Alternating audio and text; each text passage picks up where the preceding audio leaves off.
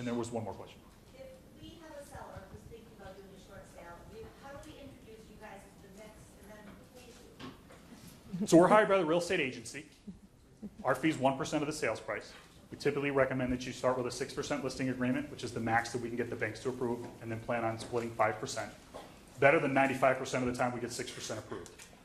Once we find out who the bank is, we may know right from the beginning if they're not willing to pay 6%. Like I brought Webster up before, that's one. If Webster owns the loan, which they don't own all their loans, they do service Fannie Mae, Freddie Mac, and FHA. Fannie Mae, Freddie Mac, and FHA will pay 6%. But if it's a Webster-owned loan, they're not going to pay more than 5%. So as soon as we find that out, we let you know so that we're all on the same page. You have the right expectations, and you can set the right expectations with a buyer's agent. We're in the same boat you are, though. We only get paid if there's a closing. So if it doesn't close, there's no fee for any of the work you did. There's no fee for any of the work that we've done either. So like the files where we get somebody through the whole FHA stuff and then they have to do a deed in lieu, we've done a ton of work for free. Or if they get approved for a loan mod and they want to keep it, they just got a free loan mod too. But that's the nature of what we're in real estate. You do work a lot of times, you don't get paid for it. How do they introduce the Oh, client how do you to you? introduce us? I knew there was another part to the question. So there's a whole bunch of different ways. So we have an initial packet that I have in a template email that most of the time goes out to the homeowner either directly from us or the agent, will say, hey, can you send me the packet? I'll forward it to the homeowner, basically introducing you. Say, hey, this is Sean and his team. This is the professional negotiator that we use. We're going to be working together, on your short sale. Here's his information. Here's the initial packet that they need to do their initial research. And there's all their contact information. If you want to call them, ask them questions about anything before you fill it out, go ahead. If you just want to fill out the paperwork and have them get started, that's fine too.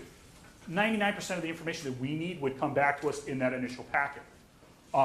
And once we talk to the bank, that would fill in the last piece. We know the loan type and whatnot. And then if we have any questions, then we're reaching out to the homeowner to fill in the blanks. And we're also at that point, once we know what the strategy is, we're talking to you and we're talking to the homeowner about here's where we are, here's what we need to do to get to the end result that you're looking for, here's the strategy that best fits your circumstances. So sometimes the agent will just give the homeowner our name, and I'll get a homeowner and they're like, such and such real estate agent referred me to you, and we're having an initial conversation at that point. Other times the agent calls me, and then they either give me the homeowner's information and I contact the homeowner. At that point I usually say, please let them know I'm going to call them, so they don't think I'm a debt collector or something. Hi, this is Sean from Lawsmith Services. They're like, no, I didn't pay them. Or I can forward the information to the agent can forward it to, it doesn't really matter.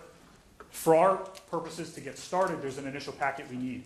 And it's like 9 pages. Everything that's in it, we need back, either because we need the information at the beginning or we need it to satisfy Department of Banking regulations that state we have to have reviewed the homeowner's circumstances before we can talk to the bank. So did that give you a good enough answer? One of the things I just want to add to that is if you are meeting with a homeowner and you do give our information to that homeowner, if that homeowner is... Give us a heads up.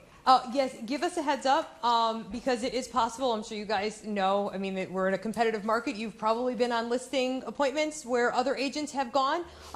We do work with a lot of agents, so it is possible that another agent also gave. We have had a couple instances where agents called us up. It has been a while, but we have seen it. So let that homeowner know, please let Sean know that I'm going to be the one working with you, or that I gave your name, or you want to be working with me, so that we can kind of all be on the same page. Best practice would be if you give a homeowner our contact information, just shoot us an email and say, hey, I just talked to the homeowner, I gave them your information, here's their name, so that when they call, I can already connect them with you. If they don't, we ask them that question, especially since we had one several years ago where 2 agents in the same town, the homeowner was interviewing, and they both gave them our information.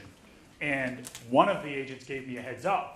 We opened a file in our system, and we assigned it to that agent, so we knew who was, and then I get the homeowner calling and she sent his paperwork with somebody else's name on it. And I'm like, well, I guess they decided to go with somebody else. The first agent had no clue, thought we directed them to the other agent.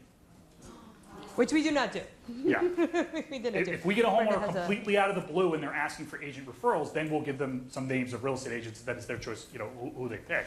But we don't refer them, like, Brenda has a question. direct them to somebody else.